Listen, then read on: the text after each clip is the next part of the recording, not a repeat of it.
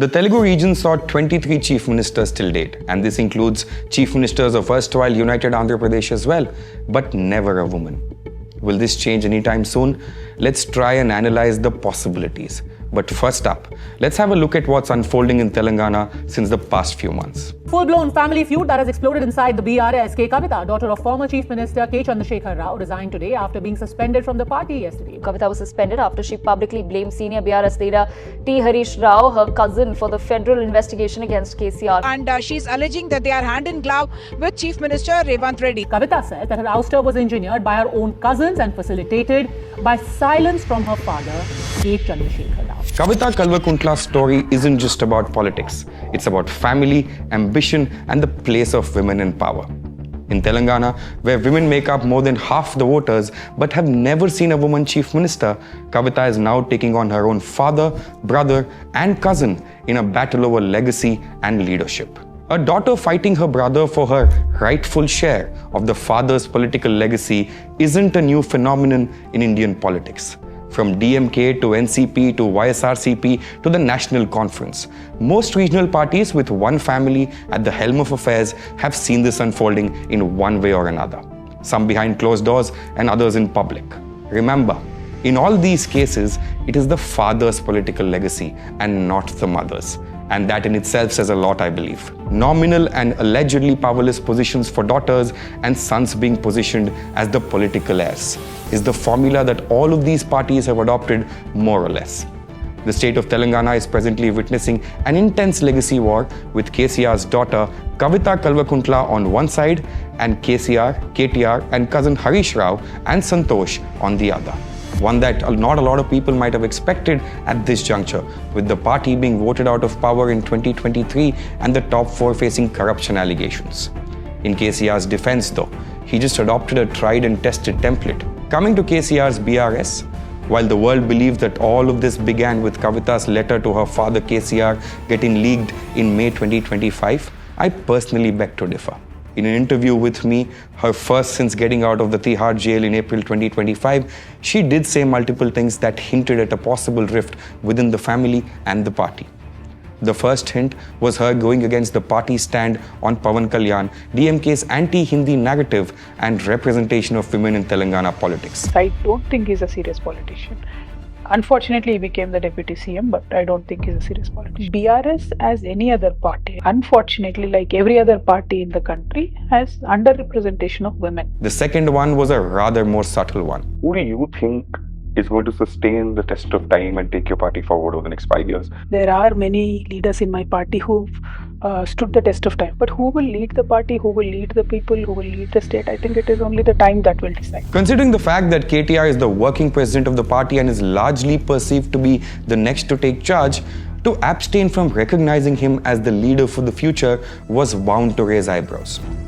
Lastly, she minced no words about her political ambitions. No, every politician wants to move up in the ladder. Yeah, so will I, and let us see what destiny has written for me. The rift became way more evident with the party distancing itself from causes that she tried championing, be it the BC reservations or representation of women in Telangana politics. It came across as the partymen deserted the former member of parliament. Subsequently, a strongly worded letter that she had written to her father makes its way to the inboxes of journalists across the state, while she was on a personal visit to the United States of America. Kavita fired back, accusing those around KCR for leaking a letter and called them devils in disguise. Now the feud was out in public and many believed that she was making the move. Would she leave the party? Much to everyone's surprise though, KCR and KTR refused to act and let it pass. Weeks later, Kavita addresses an all-important press conference, leveling allegations against her cousin and former minister Harish Rao of corruption in the Kaleshwaram project. 2018 ఎన్నికలలో హరీష్ రావు గారు 25 మంది ఎమ్మెల్యేలకు ఎన్నికలలో additional funding ఇచ్చింది, party ఇచ్చింది కాకుండా. ఏడుకెళ్ళి వచ్చిన హరీష్ రావు గారి పని పనులు 100% కాళేశ్వరంలో జరిగిన అవినీతి నుంచి వచ్చిన డబ్బులే. During the press conference, Kavita said something very interesting.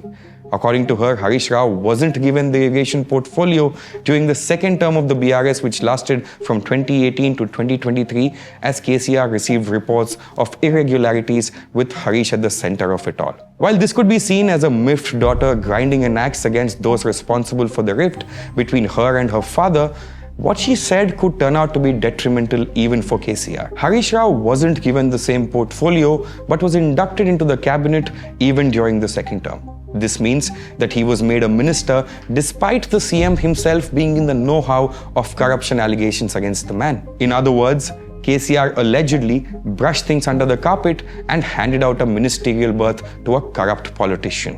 One very interesting inference that comes out of this all is the fact that Kavita never took on her brother during this entire episode, while most were of the opinion that it was KTR that she was fighting. As a consequence, within days, Kavita was suspended from the party for what the party calls anti-party activities, and she resigns to the party's primary membership and her seat in the Legislative Council.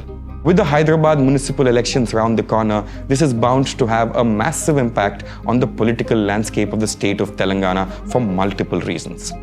GHMC has always been a prestige battle as every party wants to gain control over the capital of the state. In 2021, the city saw a prime minister and multiple CMs campaigning for the BJP, and this isn't common, at least not for local body polls. And that is how seriously these polls are taken. Secondly, the Congress party, which is ruling the state right now, failed to win a single seat in GHMC limits in 2023, despite managing to secure majority. The BRS swept it all. Therefore, while KTR seeks to mount a comeback, the Congress party desperately wants to gain some ground in the city of Hyderabad. Coming back to Kavita and her political prospects, let's have a look at the options she has got. Joining the Congress, which boasts of multiple CM hopefuls, and the BJP, who she accuses of maliciously jailing her for the alleged liquor scam, do not seem to be probable options, especially after she questioned her own father for going soft on the BJP in the leaked letter. That practically leaves her only with one option: float a new regional party. But that journey isn't going to be an easy one. Her list of competitors is filled with political heavyweights. KCR, the man who is credited by the masses for the formation of the state of Telangana, a dream that came true after nearly 6 decades. KTR, a polished orator who has successfully managed to carve out his own identity as a politician, going beyond his father's shadows. Revanth Reddy, the man who led the Congress to power in 2023, and he did so, mind you, within 4 years of 2/3 of the Congress MLAs merging the legislature party with the BRS in 2019. And last but not the least, the Bharatiya Janata Party, the party that rose to 8 MLAs and 8 MPs in 2023 and 2024. Corruption allegations and her 5.5-month jail term do not help her either. Over and above everything else, while none can deny that her oratory and linguistic skills are praiseworthy, she still needs to politically prove herself according to a wide range of stakeholders. Her rivals often dismiss her rise as nothing more than KCR's generosity rather than her own merit. But having said all of that, a lot of factors work in her favor too. Backward classes and women is a magic cocktail in Telangana. 46 to 52% of the state's population belongs to the backward classes. More number of women voted in at least 56 out of the 119 constituencies in 2023. Though it might seem like a long shot, if Kavita manages to capture a significant chunk of these two communities, we could be looking at a game changer. Remember, the difference between Congress and BRS in 2023 was just 2.55% votes. Her personality is another strength according to people close to her. Strong, persistent, and refusing to bow down, if they are to be believed. As someone who has interacted with a few, I can also tell you that jail term can toughen a human like nothing else. Kavita might need everything to go right for her at this juncture, but Chandrababu Naidu's comeback from 23 seats, Revanth's from 19, and Jagan's fall to 11 from 151 tell you that persistent politicians aren't really out until they are actually out. And let's see how it all plays out over the next few months. But one thing is for sure, Kalvakuntla Kavita is taking claim and trying to take the charge to her opponents, if not anything else, unlike many other daughters, opens up a plethora of pertinent questions about women in politics. And it is in our interest as a nation to get them answered for ourselves. Her next move may decide if she becomes a footnote in her father's legacy or a chapter of her own. But either ways, she has forced the debate on women in power to the center stage.